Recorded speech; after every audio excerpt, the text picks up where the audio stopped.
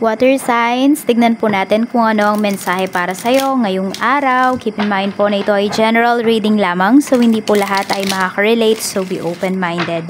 Sa mga hindi pa po nakasubscribe dito sa ating channel, please subscribe na po kayo and palike na din po ng ating video. At sa mga nais naman pong mag-avail ng ating private readings, Lucky Stones and Amulet, makikita nyo po yung link sa description box below.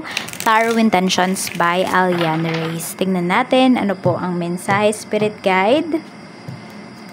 Meron tayo ditong, ayan, rush, forceful, Knight of Swords. Nagmamadali yung iba sa inyo or pwedeng may nambubuli. Meron dito iniinis kayo ngayong araw ng aalas ka. Alam nyo ba yun, yung word na yun? Key. Okay. Yan. Okay. So, tignan natin. Ingat yung iba sa inyo sa pagdadrive, water signs. Baka kayo ay, ayan, baka may sasakyan yung iba sa inyo. Kung hindi kayo nagdadrive, pwedeng ayan, paalalahanan mo yung isang tao na mag-ingat sa pagdadrive. Ngayong araw na ito, we have 9 of Pentacles. Ayan po. So, meron dito, pwedeng gagastos kayo ngayon. Meron naman dito, marireceive nyo po. Hindi ko alam kung bahay ba yan, or could be sasakyan. Parang maa-award siya sa inyo. Parang pwedeng meron dito, ma-full payment nyo na siya. Meron tayo ditong 2 of Swords. Ayan, pinag-iisipan po nung iba sa inyo kung i-full payment nyo ba, or ikakash nyo ba, or huhulugan. Hulugan ba yung kukuhanin ninyo na bahay or nasasakyan. So, pwede po na ito ay parang pang long term yung mga ninyo dito mga bayarin na pinag-iisipan po ninyo dito. We have the Fool. Okay, so meron talaga kayong gustong itry, meron talaga kayong gustong gawin pagdating sa inyong buhay ngayon. Water signs, malakihan to. Talagang sabihin natin na kailangan maging committed ka dito. Ayan nga po, so yung iba, 'di ba, kukuha ng sasakyan o kaya naman ng bahay. Tignan po natin ano pa yung mensahe para sa iyo. Spirit Guide, ano pa po yung mensahe natin? Mensahe po natin kay water signs, Cancer, Pisces, Scorpio, Sun, Moon, Rising, and Venus. Tignan natin kung ano po ang mensahe natin. Pagdating po sa trabaho, we have the Hermit in reverse. So, mas gusto ninyo dito ay parang umiiwas kayo. Umiiwas kayo sa gulo, sa tsikahan, umiiwas kayo sa mga katrabaho po ninyo. Ayan nga. Kasi parang hindi ka na natutuwa sa trabaho na binibigay ba nila sa'yo. Ayan. Or pwedeng masyado na silang kampante sa energy mo, water signs. Parang alam mo yung inuutos-utusan ka na lang dito. Tipong di mo naman trabaho, pero sa'yo inuutos. Kasi alam nila na mabait ka. Meron tayo ditong the World. So, nakita ko naman dito dahil sobrang focus ninyo sa trabaho ngayon, magagawa nyo naman siya ng maayos or matatapos nyo ng maayos yung inyong trabaho at maaga. So, meron dito pwedeng mag-undertime ngayong araw.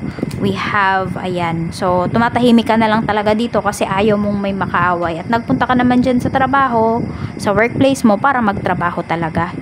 So, ngayon, natututunan ninyo na mag-set talaga ng boundaries. Hindi yung tipong oo kayo ng oo. Tignan natin. Mas gusto nyo pang magtrabaho ng solo lamang. Tignan natin, Spirit Guide. Ano po ang mensahe natin? Pagdating naman sa kaperahan. Kaperahan po, Spirit Guide, ngayong araw. Kamusta po? We have Queen of Pentacles. Pwedeng may magbibigay sa'yo dito. Pwedeng babae. Ayan. Di ko alam kung magbabayad ba yan sa'yo. Or basta parang may ibibigay siya sa'yong pera. Pwede rin na ikaw to. Ayan. Pwedeng ang mga bibilhin na gamit dito or mga bibilhin or pagkakagastusan, pwedeng para sa sarili, pwede rin pagdating sa bahay. Ayan. Okay, meron dito nasasabihan na magastos. Kahit na yung binibili nyo lang naman talaga is para sa family, inuuna nyo naman talaga yung mga responsibilities ninyo.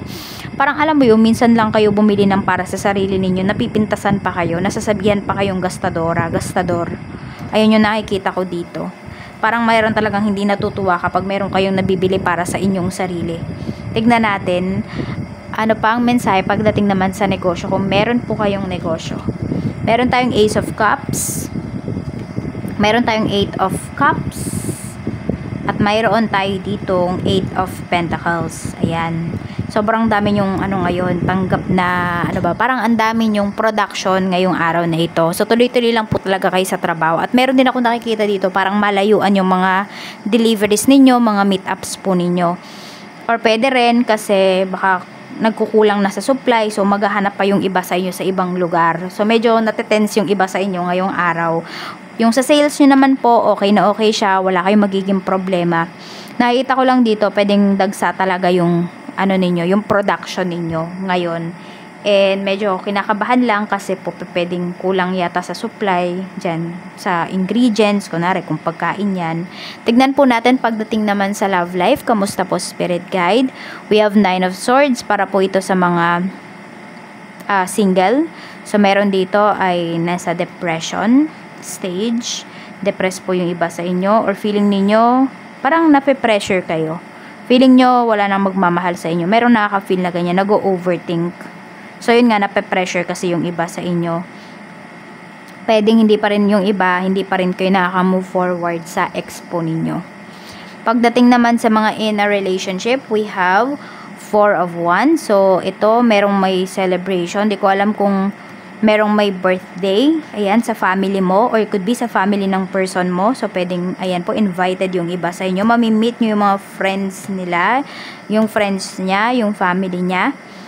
Tignan natin. Pwede rin may pag-uusapan dito regarding marriage. Kaya din siguro yung mga lumalabas dito na energies is pang, ano talaga siya, pang long term. Kasi meron dito mag-uusap na in terms of marriage or regarding sa marriage.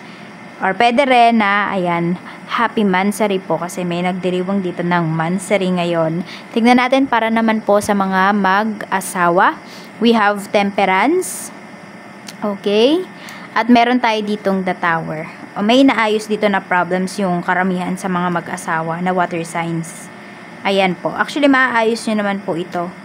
Ayan. Basta timbangin nyo lang din talaga. At saka, ano pa yung pinapakita dito, yung maging accountable kayo dun sa mga nangyari dito sa marriage po ninyo. Aminin ninyo kung meron kayong pagkakamali, water signs. Parang wag nyo lagi sa person ninyo sinisisi yung mga nangyayari sa inyong relasyon. Kasi, di ba, it takes two to tango talaga. Tignan po natin, ano pa yung mensahe para sa'yo. Spirit guide, mensahe pa po natin kay water signs, Cancer, Pisces, and Scorpio. I can't let go of you. Ayan, so pwedeng ito yun, no? Kaya yung iba sa inyo nagkakaroon ng anxiety, lalo na yung sobrang detached kasi kayo. Tama ba? Ay, detached tuloy. Sobrang attached pala yung iba sa inyo. So, you need to learn how to detach. Para, yan, kahit sa bagay man yan, material things, sa tao, kailangan po, sa sitwasyon, dapat matuto kayong mag-detach. We have conflict. Meron kayong problem dito.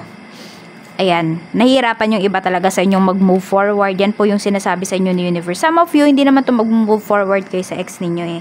May pwede po na mag-start kayo ba all over again with your person. So, nahihirapan kayong kalimutan yung nangyari in the past. Kaya po, parang paulit-ulit yung nagiging problema ninyo dito ng asawa mo or ng person mo or ng mga tao sa paligid mo. Sabi nga dito, new direction, start over. Tapos, meron din kasi dito, parang hindi kayo nagkakaintindihan sa mga decision. So, laging may conflict. Lagi kayong kontra sa isa't isa. So, dapat mag-meet kayo halfway ng person mo. Tapos, magkasundo kayo. Para maging mas maayos po yung inyong sitwasyon. So, yun yung key para kayo ay maayos. Mag-meet kayo halfway. Okay? So, ayan lang po. Meron yata dito mahilig sa cauliflower. Ewan ko ba? Ito, cauliflower kasi nakikita ko dito. Though, hindi naman yan cauliflower, di ba? So, ayan lang po. Maraming salamat. Mag-iingat po kayo always. More blessings to come and enjoy the rest of your day.